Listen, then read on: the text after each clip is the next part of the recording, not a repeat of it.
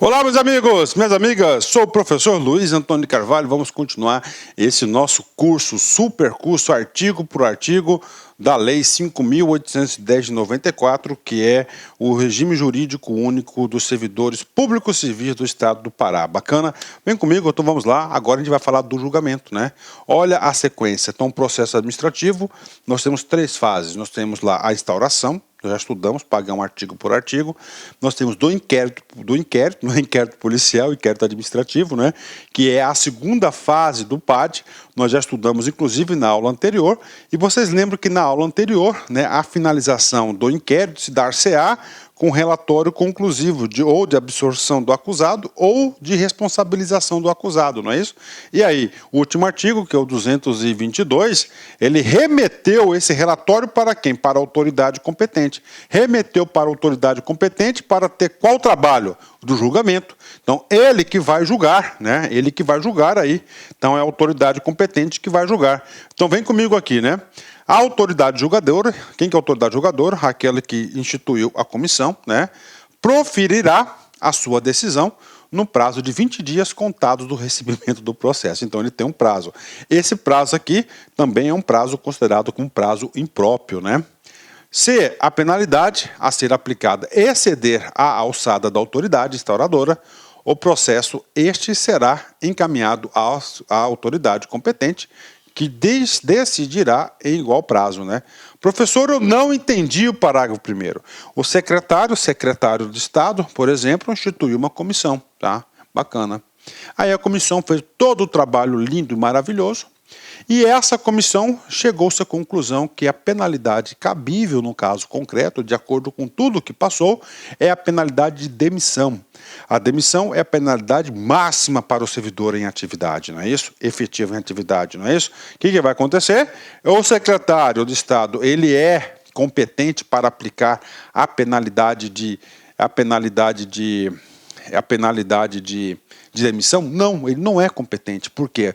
O competente é o chefe de poder, de acordo com o artigo 197, inciso 1º do própria lei. Lá diz, então ele não é competente. Então ele, o secretário, ele vai remeter para quem? Para o GOV, no caso para o GOV, né? Que o GOV que é a pessoa competente para aplicar. E quando remete para o GOV, reabre o prazo de 20 dias. Isso que diz o parágrafo 1º, né? Ok. Parágrafo 2º, né? Havendo mais de um indiciado, né, a diversidade de sanções, o julgamento caberá à autoridade competente para a imposição da pena mais grave, né? Ah, professor, e aí, professor, né? Então, aí nós temos um processo com 3 sujeitos, né? Um é suspensão de 60, outro suspensão de 90 e outro de demissão. No mesmo processo, mesmo PAD. 3 sujeitos aprontaram. Professor, tudo bem. As 2 suspensões o secretário pode, né? Pode aí decidir. Bacana, pode decidir. Só que o legislador falou, cara, esse julgamento tem que ser feito por uma pessoa só. Você não pode colocar 2 pessoas para julgar o processo, né? Então é o seguinte, como cabe demissão, o processo vai tudo para o governador, e o governador vai decidir sobre os 3 casos mesmo, né? Que, claro que a atribuição dele é maior, né? Mas seria os 2 casos de suspensão seria do secretário, né? Mas vai para onde? Posição da pena mais grave. Isso aqui é o disposto do parágrafo 2º, né? Ok. Parágrafo 3º. Se a penalidade prevista for de demissão, aí cassação, de aposentadoria ou disponibilidade ou destituição de julgamento caberá às autoridades que tratado, inciso 1 do 197, ou seja, chefe de poder, quem nomeia que pode demitir, né? Então aí será o governador, presidente da Assembleia ou o presidente do TJ que pode aplicar a pena da demissão, né?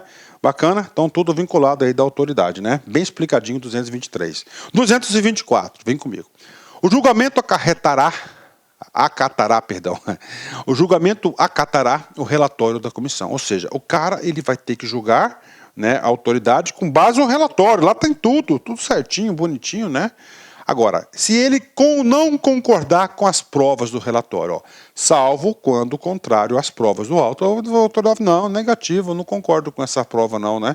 Por isso que quando o cara vai fazer esse julgamento da autoridade, ele manda sempre para a assessoria jurídica, para a Procuradoria-Geral do Estado, para quê?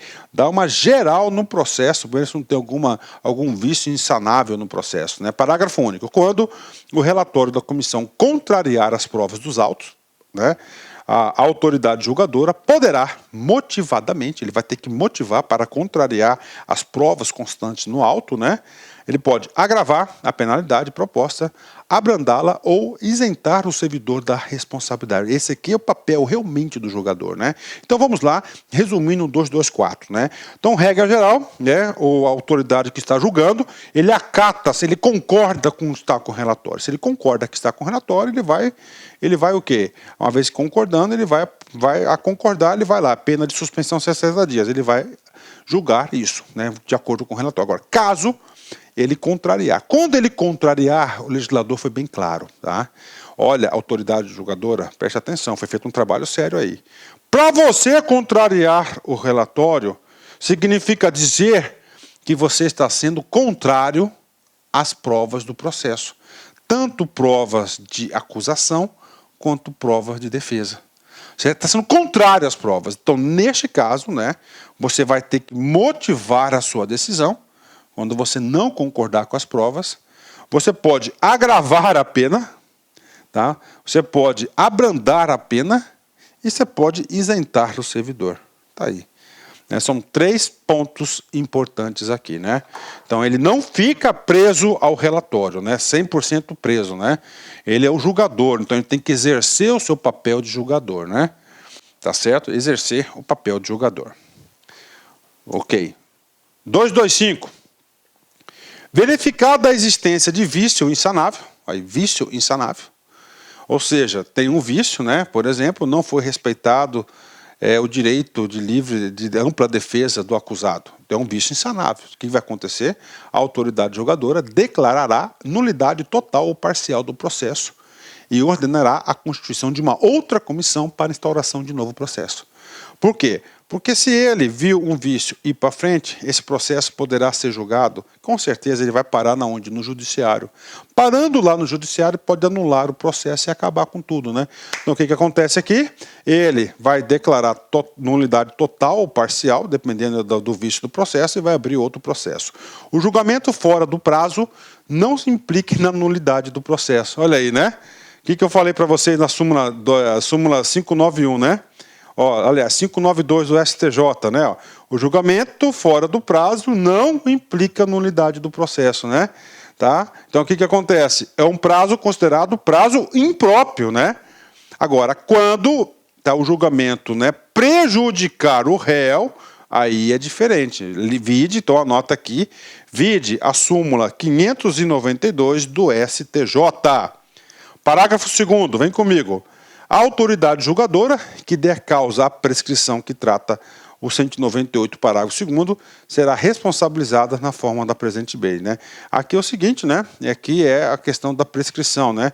Então ele vai atribuir penalidades aí, tá? Vai dar penalidade de quem causar perda de prazo da prescrição punitiva, né? Ok. 226, vem comigo.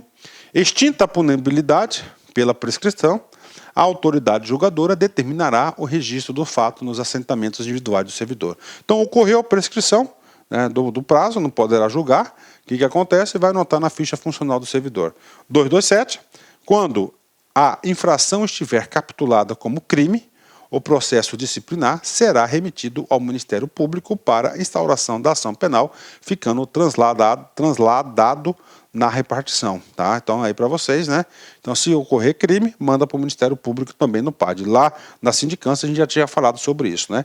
E finalmente, para mim, esse cara que está errado, tinha que estar lá no inquérito, né? O 228, fala assim: serão assegurados transporte de áreas, né? Isso aqui é lá no transporte, isso aqui é mais lá no inquérito, né? A quem?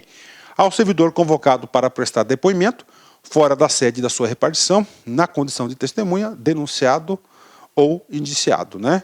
Aos membros da comissão e ao secretário, quando obrigados a se deslocarem da sede dos trabalhos para a realização de missão essencial ao esclarecimento dos fatos, né? Ou seja, o pagamento aí das diárias para fazer acontecer o processo administrativo, né? Pronto, né? Só isso, professor, só isso, né? Um aulão desse aí, curto, bem objetivo para vocês aí, né? Parece que quanto mais a gente quer, mais demora para acontecer. Exatamente. Quanto mais você quer uma coisa, parece que mais demora, né? Aí, frase aí do dia a dia das nossas vidas, né? Tá certo, meus amigos? Um forte abraço, fique com Deus. Tchau, tchau. Olá, meus amigos, minhas amigas, sou o professor Luiz Antônio Carvalho. Quero agradecer você que ficou no final da nossa videoaula e dar 3 recados para vocês aí da Lá Concurso, né? O primeiro é o seguinte, o PDF e mais o Personal Coach, que é a nossa grande ferramenta pedagógica para acompanhar e potencializar, acelerar seus estudos por apenas R$ 29,90. Esse é o PDF mais a metodologia, ou seja, você vai assistir os vídeos, os mesmos vídeos, mas aonde?